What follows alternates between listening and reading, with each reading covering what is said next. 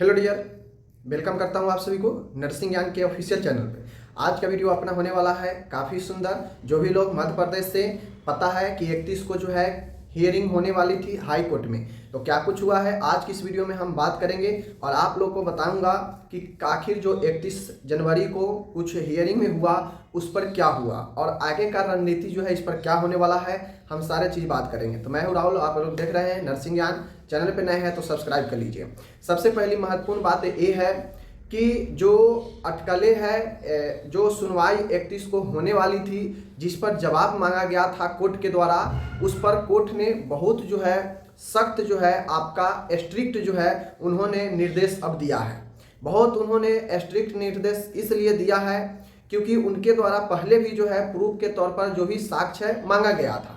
जो भी पेटिशनर है, जो पेटिशनर पहले मांगे थे कि सीसीटीवी का फुटेज बचाना चाहिए, वरना इससे जो है छेड़छाड़ हो सकता है और अपने विरुद्ध जो भी साक्ष्य है उसको मिटाया जा सकता है। कोर्ट ने कहा भी कि जो सीसीटीवी फुटेज है 13 से 19 तक दिसंबर का, जिस दौरान जो रजिस्ट्रार्ड है वो उनका लास्ट समय था काउंसिल में, तो उनको वहाँ से हटाया गया था। तो उस दौरान का जो है 4-5 दिन क्या उन्होंने की, क्या एक्टिविटी की, क्या क्या अपने साथ चीज़ें ले गई, इसको कोर्ट ने संरक्षित करने के लिए बोला था।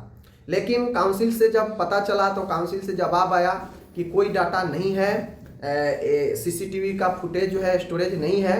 तो ऐसे में वहाँ पे हाई कोर्ट ने इसे बहुत सिंसियर तरीके से लिया और हाई कोर्ट ने कह दिया कि जो आईटी सेल है भोपाल मध्य प्रदेश का, उसको जो है अब इसको देखना है, किसी तरह से अगर उपलब्ध हो जाए तो जो है कोर्ट में लाना है। ठीक है।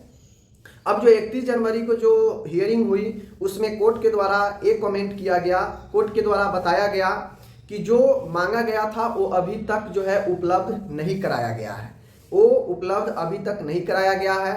10 फरवरी तक समय मांगा गया है रिपोर्ट के लिए। अब अगली जो सुनवाई है 10 फरवरी, उस पर अगर रिपोर्ट सबमिट नहीं हो पा रहा है तो समझ सकते हैं कि जो अगली सुनवाई है उस पर कोर्ट ने स्पष्ट कहा कि अगर 10 फरवरी तक जो अगली सुनवाई है 10 फरवरी को, उससे पहले अगर सबमिट नहीं की गई तो मैं आगे इस पर सीबीआई जांच का विचार करूंगा। मीन्स कहने का मतलब है कि जो रिपोर्ट मांगा गया था कोर्ट में 31 तारीख को देने के लिए, उस रिपोर्ट को अगर 10 फरवरी को जो समय मांगा गया है कि मैं 10 फरवरी तक रिपोर्ट सबमिट करूंगा, मुझे कुछ और समय चाहिए, कोर्ट ने कह दिया कि ठीक है मैं समय दे रहा हूं, समय दिया जा रहा है। लेकिन अगर 10 फरवरी आपने नहीं सबमिट किया तो मैं इसे सीबीआई के जांच के लिए आगे मैं सोचूंगा, कोर्ट ने स्पष्ट कर दिया। यानी ये मामला और जो ज़्यादा है पेचीदा होने जा रहा है। अगर एक बार सीबीआई को अगर ये जांच मिल गई फिर से इस रिपोर्ट के लिए, तो फिर मुश्किल में जो है आपका काउंसिल फिर से आने वाला है। काउंसिल कहा जाए तो जो पहले की रजिस्ट्रार्ड है जो गई वो फिर से मुश्किल में आ सकती है। बाकी 22 से 23 पर कोई चर्चा नहीं हुई। 31 जनवरी को जो सबमिट करना था शायद से वो सबमिट हुआ या नहीं हुआ, ऑर्डर में कुछ ऐसा चर्चा नहीं है 22 से 23 को लेकर। तो अब देखने वाली बात है कि आखिर क्या होता है और उम्मीद हमें यही लगता है कि अभी एग्ज़ाम में आपका और डिले और देरियां होने वाली है।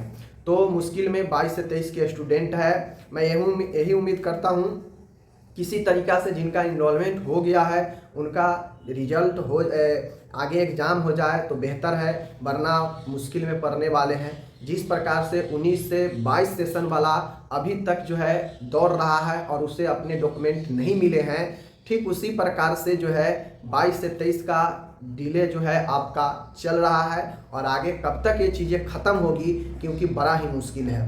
क्योंकि आपको पता है कि चीज़ें वहाँ पे बहुत ज़्यादा समस्या आ रहा है। मध्य प्रदेश में हो क्या रहा है कि एक समस्या को जब तक कोर्ट निपटा रही है तब तक दूसरा समस्या सामने आ जा रहा है। समझ गए?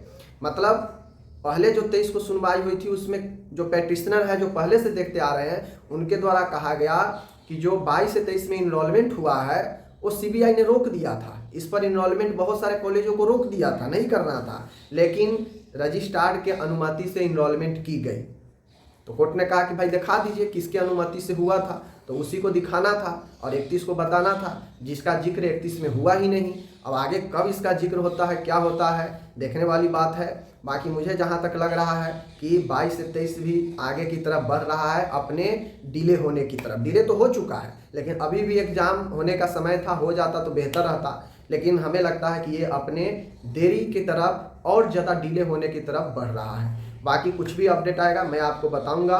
मैं यही आशा करता हूं कि जल्दी एग्ज़ाम हो जाए। बहुत सारे लोग हमको मैसेज कर रहे हैं, बहुत सारे लोग फ्रस्ट्रेट हो चुके हैं, ठीक है। तो इसके लिए मैं आपको एक पर्सनल वीडियो बनाकर सब लोग को मैसेज दूंगा कि आप लोग को क्या करना चाहिए, अभी क्या नहीं करना चाहिए, ठीक है। धन्यवाद।